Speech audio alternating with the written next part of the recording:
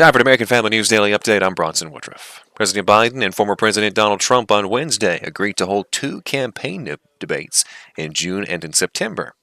However, there were no guarantees these would happen, as their camps are still far apart on important details like where these would be and ground rules for these potential face-offs. The quick agreement to meet came after the Democrats announced that Biden will not participate in fall presidential debates that are sponsored by the nonpartisan commission that has organized them for more than 3 decades.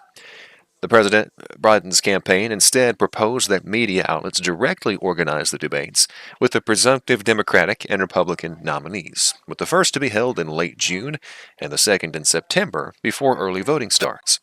Now, Trump, in a post on his Truth Social site, said he was ready and willing to debate Biden at the proposed times.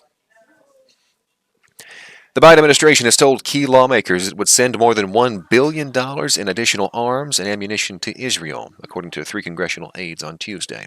They said that on Tuesday, that is. But it was not immediately known how soon the weapons would be delivered. It's the first arms shipment to Israel to be revealed since the administration put another arms transfer, which consisted of 3,500 bombs, on hold this month. They say they didn't like Israel's efforts to wipe out the last of the Hamas terrorists holed up in the Gaza city of Rafah. The package disclosed Tuesday includes about $700 million for tank ammunition, $500 million in tactical vehicles, and $60 million in mortar rounds, according to the congressional aides. They spoke on the condition of anonymity to discuss an arms transfer that has not yet been made public.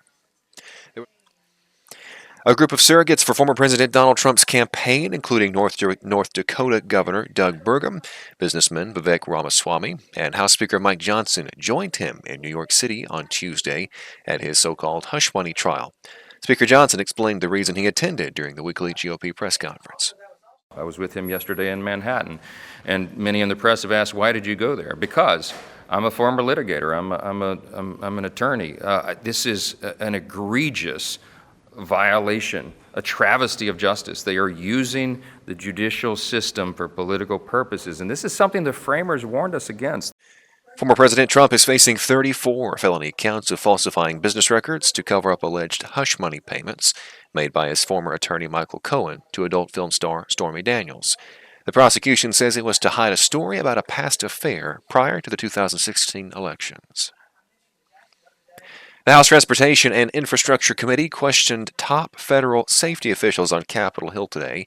This over their response to the Francis Scott Key Bridge collapse near Baltimore in March. It comes just a day after the National Transportation Safety Board released its preliminary report into the incident.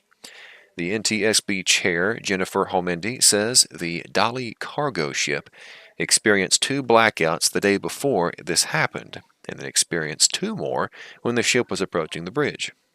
On the 26th, when the ship was about 0.6 miles from the bridge, 1 high voltage and 1 low voltage breaker that were powering most of the vessel's equipment and lighting unexpectedly tripped. As a result, the vessel lost main propulsion. Homendy says the ship was able to regain electrical power right before it crashed, but could not restore propulsion in time. The NTSB investigation is ongoing. Unified Command officials say they believe that the Dali cargo ship will be refloated and removed from the port by early next week, after breaking down the rest of the bridge debris on Monday.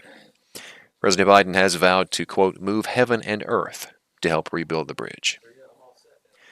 Happening now, Americans continue to struggle with high prices. Americans paused their spending in April from March as inflation continued, and elevated interest rates made doing something about debt more difficult.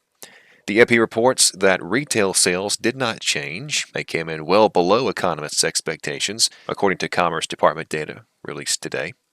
Sales rose 0.9% in February. That comes after sales fell 1.1% in January. Excluding gas prices and auto sales, retail sales fell 0.1%. That's all for this American Family News Daily Update. I'm Bronson Woodruff.